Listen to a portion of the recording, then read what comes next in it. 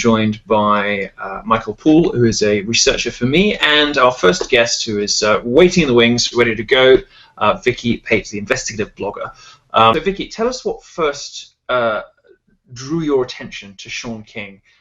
What was it that you sort of first became interested in, and what did you do? How did you first start exploring the subject?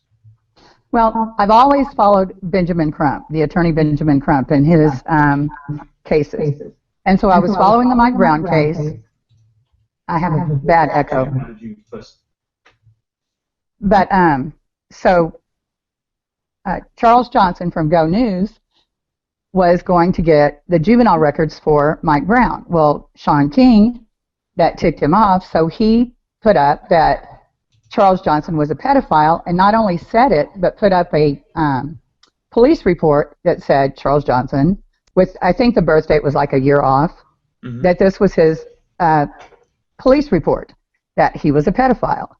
And, I mean, you can call people a lot of things, but there's some things that, you know, I mean, even racist, whatever, but to call a man a pedophile will stick forever. So I started looking into him, and all I could find were good things, like hundreds of blogs about how great he was. He was on CNN. He was a philanthropist. You know, all these great things. We'll come to find out later, he had a good publicist that was doing all this. Anything to corroborate that. It was months later that Daily Caller got the police report that proved Shaun was lying, that he wasn't beat up by 14 rednecks. So this just got me to looking into Hope Mob, into his Twit change, into all these charities, the worst being a home in Haiti, which he was doing while he was the pastor at his church. I just kept looking and looking, and I was putting it on Twitter, and I would put something on Twitter, I would get suspended.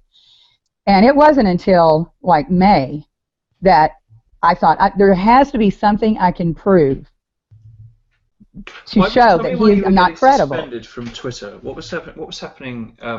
So presumably you were just reporting on facts. Why were you getting suspended from a social network? I believe because Shaun had been in business with Claire Ortiz, who was the she worked for Twitter. I'm not sure if she's still with them now. She was at the time. But my opinion only was that he was probably asking her to suspend me. You know, I don't know. It was just after I would go on Twitter and put up my blog and say, you know, this is what's happening with him, I would get suspended. So let's move on to the race thing. Okay, so the race thing only came up in June, in like May and June, probably. I mean, I'd always thought about it, but there was really, because his entire family is white. You know, all the Facebook, the extended family, everyone's white. And so I thought, this is just the one thing. If I can just prove this, then his credibility will certainly be ruined, right? You would think. You would imagine. We both know now that that's not true. What happened in the end? No, you get a job at New York Daily News. So, so that's what happened. And then I and some other people behind the scenes, because I don't ever let anything out until I'm pretty sure about it. And we started looking into, so what a friend of mine got, he's actually a detective that didn't want his name mentioned, actually got the birth certificate in the first place. And he sent it to me, and then I thought about it. And then I think that's when you and I started talking. Right. And I was being hasty and said, well, I'm going to just put it up since you haven't put it up yet, but you were going through making sure the legal aspects were all correct. So that's what happened. That's when you and I started talking. I was the only one that had the birth certificate, and then we started talking about it. And you said, can you prove 100%? And I said, yes, I can. And that's how I got started. And what his defense was? I believe his very first tweet was, vickipate is a racist. And he gave me a lot of great publicity because he put in my, he listed my website, and I got like 40,000 hits in an hour.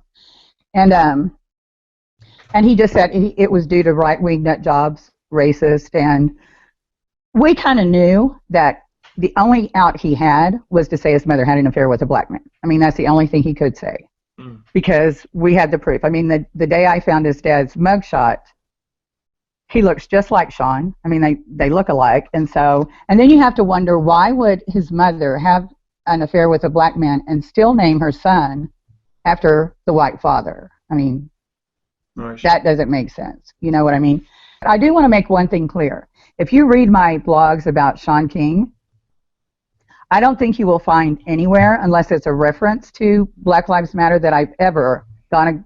This has never been about Black Lives Matter, because for one thing, he's not black, but it's never been about that. It's been about Shaun King.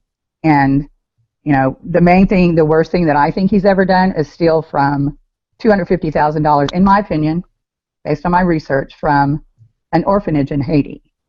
You know, and so it's never been about Black Lives Matter, and people keep saying, oh, they want to shut down Black Lives Matter. Well, they're going to shut themselves down. I'm not concerned with them.